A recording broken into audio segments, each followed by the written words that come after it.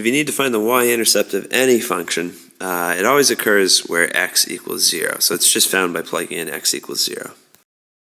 That's because with any graph, whatever it looks like, the y-intercept occurs where the graph intercepts the y-axis.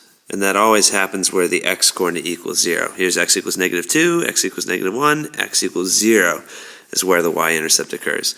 So to find the y-intercept of this function, I'm going to plug in 0 for x.